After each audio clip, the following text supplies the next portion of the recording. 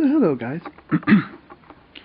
Today we'll be looking at this Mitsubishi A6m5c Zero Type 52. This is a late version of the Zero fighter.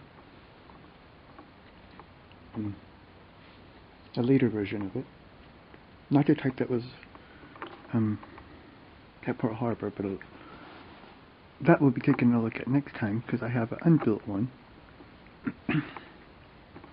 And I'll be comparing this later version from Hasegawa with the earlier version from Tamiya. I don't know. So we'll take a look at the instructions first. So we can see here we start with building the cockpit. It has a nice cockpit. I don't really think it needs a lot of aftermarket. It has a detailed instrument panel. It has extra sidewalls. So in all, it's a pretty good interior. It also has a nice engine on it.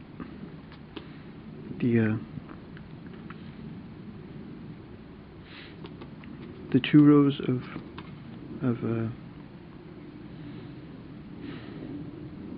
of cylinders come separated. It has an extra piece for the rods and the hub, which has the starter and everything on it. In here, then you put the interior in.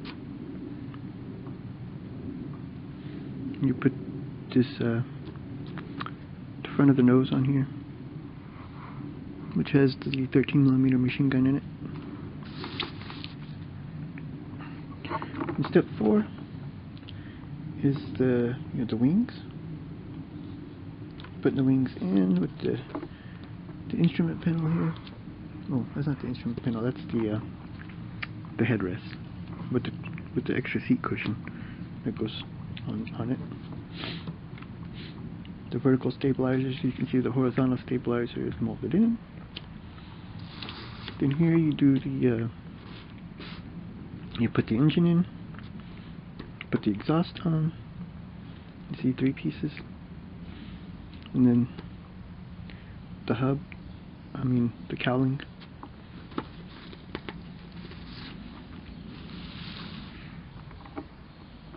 Then here we're building the landing gear,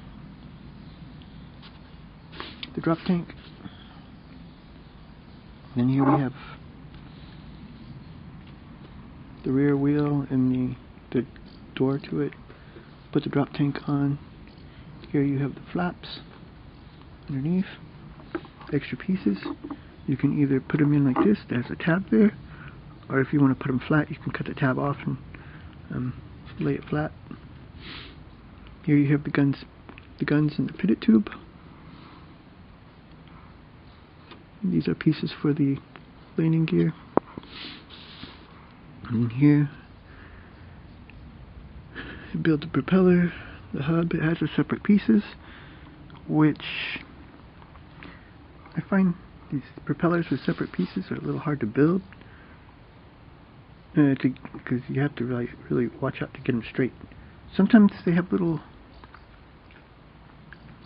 tabs on them, so you can line them up better, but sometimes you have to try to figure it out by yourself, and it's not so easy. Then you have the radial and the antenna here, the canopy, and that's the end of the build. It comes with 2 different versions to build. 203rd Naval Air Group, 303rd Fighter Squadron, flown by Takeo Tenemitsu, June 1945, or 302nd Naval Air Group, August 1945. And you can see this is really a later version, the A6M5. The other version I'm doing in the next video is the A6M2, and that's more what we saw at Pearl Harbor.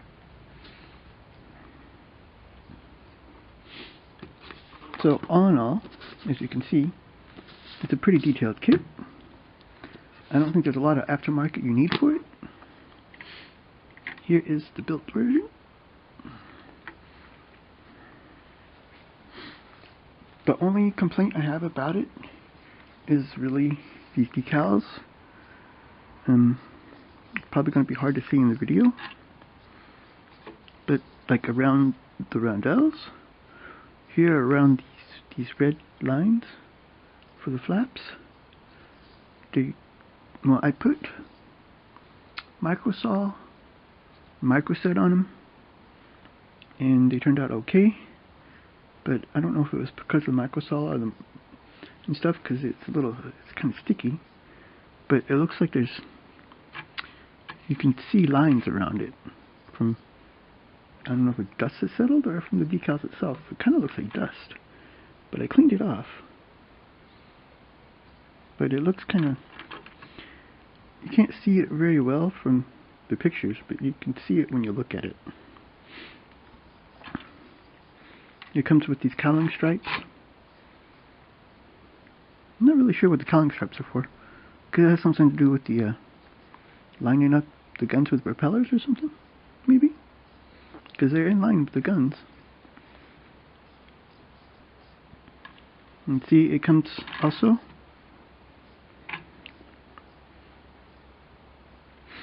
it came with clear lenses for the lights. We have a red and a blue. They used red and blue. Everybody else used red and green.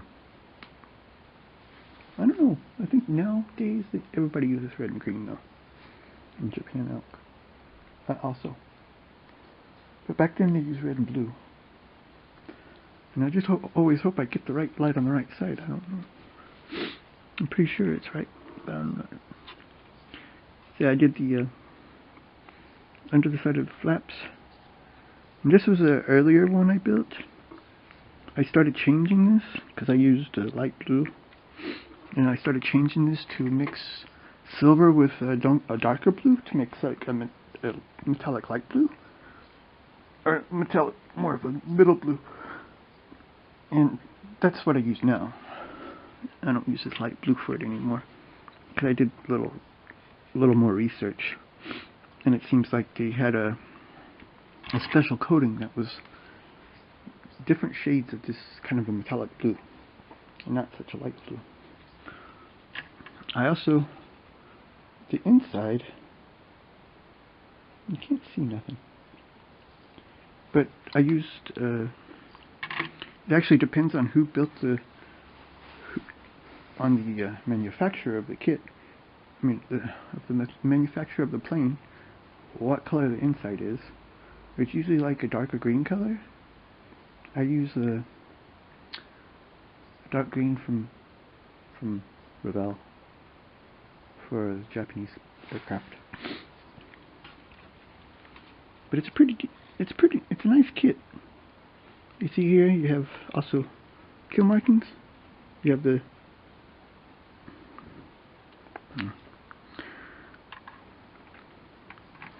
can't see nothing like that. Yeah, here you can see it. You have the kill markings and also these identification plates that came on these fighters. I think it's an identification plate. I don't know if it's an identification plate over the aircraft or over the pilot or what. But this comes complete with everything pretty much. And you see here the roundel on the bottom. Now that happened after I was finished with it. It totally cracked. I'm gonna have to see if I can loosen it, or maybe repaint it on. I don't know. I have that on a lot. Like my P-51 Mustang, the white in the middle of the roundel is so cracked and part of it ripped off. And I spray my kits. I don't know. Do you have to spray them more than once, or like every 2 years or something? I don't know. That's all I have for this one. The Hasegawa kit is nice. It looks really good. It has good detail. I really don't think a lot of aftermarket is necessary for it, but you can see here, one of the guns is broken off, and the pitot tube is broken off. That happened in moving. I have now ordered from Master the metal ones. So in the next couple of weeks, I'll be cutting those off, drilling holes out, and putting the metal ones on. My friend Master has these for a lot of kits, at least, maybe not for all of them. They have metal guns and pitot tubes. They're not expensive. They're easy to put on, and they look a lot better, actually. I recommend stuff like that. Just little things. They look better, and they're stronger. And it's a good idea to spend an extra 10 euros and put metal ones on. They're not so fragile. So thanks for watching. Please like and subscribe. And next time we'll be taking a look at this one. Not that one. This one. An earlier version of the Zero. This is from Tamiya. So thanks for watching. Till then.